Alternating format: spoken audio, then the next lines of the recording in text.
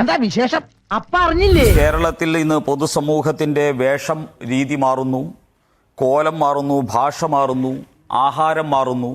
അതിലൊക്കെ മതപരമായിട്ടുള്ള വ്യക്തി ഐഡന്റിറ്റി കൊണ്ടുവരാൻ വേണ്ടി ശ്രമിക്കുന്നു. എന്താണ് മേജർ സാറേ, ഞാൻ ജീവിച്ചു പോയിക്കോട്ടെ. ആവൽ തന്നെ വന്നിരുന്ന ഓരോ ഉപദേശങ്ങൾ. ഉസ്താദ് ഊതുകയോ തുപ്പുകയോ ചെയ്ത സാധനം ഇവിടെ വ്യാപകമായിട്ട് പ്രചരിപ്പിക്കപ്പെട്ടപ്പോൾ ഈ ഹലാൽ എന്ന് പറയുന്നത് ഇത്തരത്തിലുള്ള പ്രവർത്തികളാണ് എന്നുള്ളത് പൊതുസമൂഹത്തിന് ബോധ്യം വന്നിരിക്കുന്നു.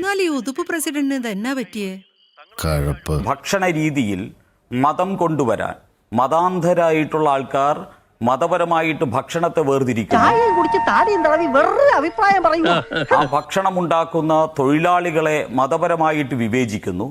അങ്ങനെ സ്വതന്ത്രമായിട്ട് തൊഴിലെടുക്കാനുള്ള ഒരു ഭരണഘടനാപരമായിട്ടുള്ള ഒരു പൗരന്റെ അവകാശത്തിന്മേൽ മതവിവേചനം കൊണ്ടുവരും. മനോഹര, നിന്നെ ഞാൻ കൊല്ലം കുറയിലെ കാണാൻ തുടങ്ങിയിട്ട്. സ്വതന്ത്രമായി ഭക്ഷണം കഴിക്കാനുള്ള ജനങ്ങളുടെ അവകാശത്തിന്മേൽ മതവിവേചനം കൊണ്ടുവരുന്നു.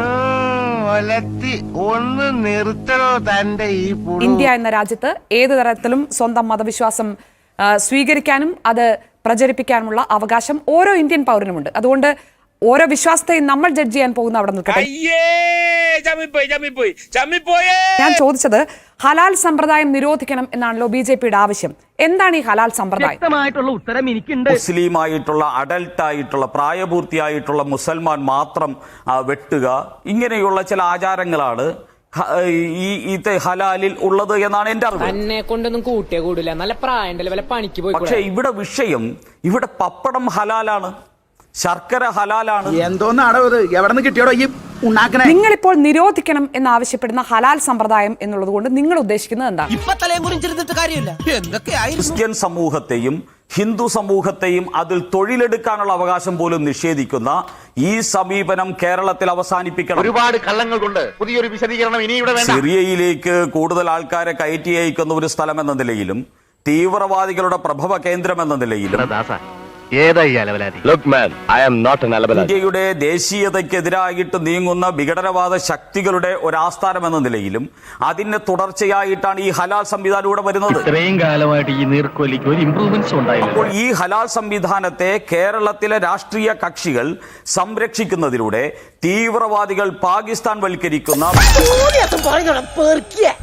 തീവ്രവാദികളിലേക്കും മറ്റുള്ളവരിലേക്കും ഒക്കെ പോകുന്നതിന് മുമ്പ് ശ്രീ സുരേഷ്, താങ്കൾ ദയവ് ചെയ്ത് താങ്കളുടെ പാർട്ടി ഇപ്പോൾ കേരളത്തിന് മുന്നിൽ വെച്ചിരിക്കുന്ന ആവശ്യം അതെന്താണെന്നൊന്ന് വ്യക്തമാക്കി തരൂ.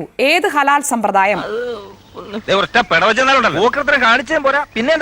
ഹലാൽ സമ്പ്രദായം നിരോധിക്കണം എന്ന് പറയുമ്പോൾ നിങ്ങൾ ഉദ്ദേശിക്കുന്നത് എന്തൊക്കെ നിരോധിക്കണം എന്നാണ്? കാശ് കൊടുത്ത് കടിക്കണ പട്ടിയെ വാങ്ങി എന്ന് പറഞ്ഞ പോലെ. ഞാൻ ചോദിച്ചോട്ടെ, ലക്ഷക്കണക്കിന് അയ്യപ്പ ഭക്തന്മാർ വരുന്ന ശബരിമലയിൽ ഹലാൽ ശർക്കര കൊടുക്കുന്നത് എങ്ങനെയാണ് എന്ന് വിശദീകരിക്കട്ടെ. എങ്ങനെയാണ് ഹലാൽ പപ്പടം കൊടുക്കുന്നത് എന്ന് വിശദീകരിക്കട്ടെ. എങ്ങനെയാണ് ഹലാൽ വെണ്ടയ്ക്ക ഉണ്ടാക്കുന്നത് വിശദീകരിക്കട്ടെ. നീ രക്ഷപ്പെടാത്തത് എന്തുകൊണ്ട് എന്ന് എനിക്ക് ഇപ്പൊ മനസ്സിലായി. വളരെ വ്യക്തമായിട്ട് പറയാം ഷാനി, ഈ ഹലാൽ എന്ന് പറയുന്നത് തീവ്രവാദികളുടെ മത അജണ്ടയാണ്, തീവ്രവാദികളുടെ രാജ്യദ്രോഹ അജണ്ടയാണ്. അറിയാവുന്ന ആരെ കൊണ്ടെങ്കിലും താൻ രക്ഷ എഴുതി കെട്ടിച്ചോ, തനിക്കാണ്ട് വലിയ കുഴപ്പം തുടങ്ങി. തീവ്രവാദികൾ വേണ്ടി നടത്തുന്ന പദ്ധതിയാണ് വന്നിരിക്കുന്നു. ഹലാൽ പപ്പടം ഇതിനുള്ള മറുപടി പറയാൻ എനിക്ക് അറിയാഞ്ഞിട്ടല്ല, പക്ഷേ തീവ്രവാദം അവിടെ നിൽക്കട്ടെ. ഹലാൽ സാമ്പാർ എന്താണ് പറയേണ്ടത്? ഹലാൽ ശർക്കരയും. ചുമ്മാ സുരേഷ് പറഞ്ഞ ഒരു കാര്യത്തില് എനിക്കൊരു ചെറിയ കാര്യം കൂട്ടിച്ചേർക്കാനുള്ളത്. ഹലാലായിട്ട് ഭക്ഷണം കഴിക്കാൻ ആ ആടിനെ അല്ലെങ്കിൽ ആ പോത്തിനെ അല്ലെങ്കിൽ ആ കോഴിയെ വെട്ടുമ്പോ ആ വെട്ടുന്ന ആള് മുസൽമാൻ ആവണമെന്നുണ്ട്.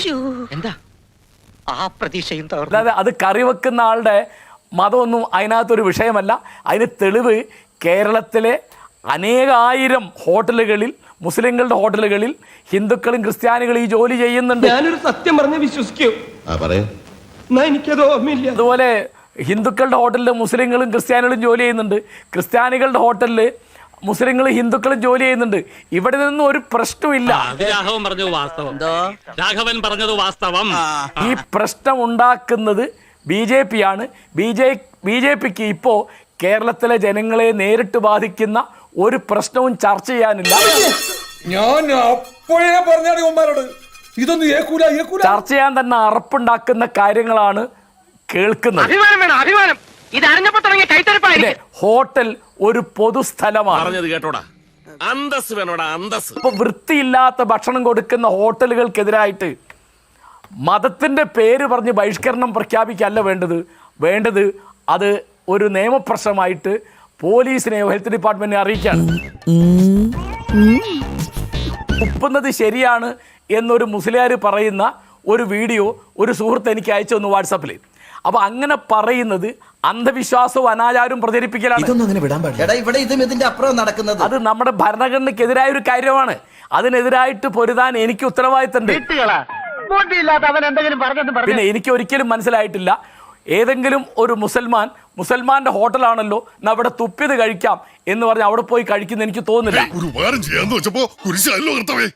എനിക്ക് 70 വയസ്സായി, ഞാനിത് എന്നെ കൊണ്ടാവുമ്പോൾ ശ്രദ്ധിക്കുന്ന ഒരാളാണ്.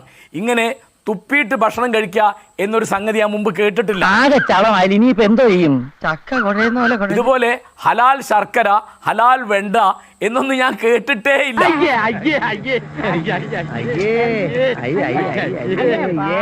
കഴിക്കാനുള്ള ജന്തുവിനെ കശാപ്പ് ചെയ്യുമ്പോൾ അതിൻ്റെ കഴുത്ത് കൃത്യമായി കണ്ടിച്ച് ചോര പുറത്തേക്ക് ഒഴിക്കണം എന്നുള്ള ഒരു സംഗതി എങ്ങനെയാ വെണ്ടയ്ക്ക് ബാധകാവുക, എങ്ങനെയാ ശർക്കരയ്ക്ക് ബാധകാവുക? അല്ലെങ്കിൽ ഈ ബുദ്ധി ഇല്ലെങ്കിൽ പിന്നെ പറഞ്ഞിട്ടെന്താലേ. ഞങ്ങൾ കുട്ടിക്കാലത്ത് കേട്ടിരുന്നു ഹിന്ദു പാനിയുണ്ട് ബോംബെയിൽ, മുസ്ലിം പാനിയുണ്ട്, ചില സിനിമയിലൊക്കെ കണ്ടിരുന്നു. വലിയ തമാശ അത്. അതുപോലെ ഇപ്പോൾ ഇനി ഹലാൽ ചായ, മുസ്ലിം ചായ, ഹിന്ദു ചായ, നായർ ചായ എന്നൊക്കെ പറഞ്ഞിട്ട് ഹലാൽ എന്ന് ബോർഡ് വെക്കുന്നത് തെറ്റാണെന്നാ എനിക്കത് മനസ്സിലായിട്ടില്ല. ഇപ്പോഴും കേരളത്തിലെ പല ഭാഗത്തും ഉടുപ്പി ബ്രാഹ്മണാൾ ഹോട്ടൽ എന്ന് ബോർഡുണ്ട്. നമുക്കാർക്കാൻ വല്ല പ്രശ്നമുണ്ടോ? പണ്ടരക്കാലം തുടങ്ങിയാൽ ശബരിമലയ്ക്ക് അയ്യപ്പന്മാർ മാലയിട്ട് തുടങ്ങിയാൽ ചില ഹോട്ടലിന് മുമ്പിൽ സ്വാമി ശരണം എഴുതി വെക്കും. എന്തിനാണ്? അയ്യപ്പന്മാർക്ക് അവിടെ കയറി ആഹാരം കഴിക്കാമെന്നാ. അതിനാർക്കാൻ വല്ല എതിരുണ്ടോ?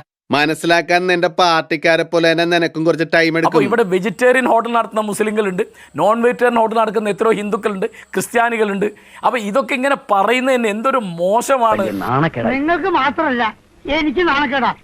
നോക്ക അതായത് കേരളത്തിൽ നടക്കുന്ന ചർച്ച ഇന്നിപ്പോൾ ഹിന്ദുവിൽ വലിയ റിപ്പോർട്ട് കണ്ട് എനിക്ക് വളരെ നാണക്കേട് തോന്നി. കാരണം കേരളത്തിൻ്റെ പുറത്തേക്കൊക്കെ പോകുമല്ലോ, ഈ തുപ്പുന്നയും കഫത്തിന്റെയും കഥകളാണ് ചർച്ച ചെയ്യുന്നത്. എന്ത് ചെയ്യുന്നതിന് മുമ്പും ഒന്ന് ആലോചിക്കണം.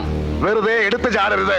എന്താ ഇപ്പൊ എടുത്തു ചാടിയാല്? കുണ്ടി കുത്തി വിലകെട്ട നിലവാരം കുറഞ്ഞ രാഷ്ട്രീയമാണ് കെ സുരേന്ദ്രൻ അദ്ദേഹത്തിന്റെ പാർട്ടിക്ക് കൊടുക്കുന്നതെന്ന് എനിക്ക് മനസ്സിലാവുന്നില്ല. എന്റെ കാര്യം ഞാൻ ഏറ്റു.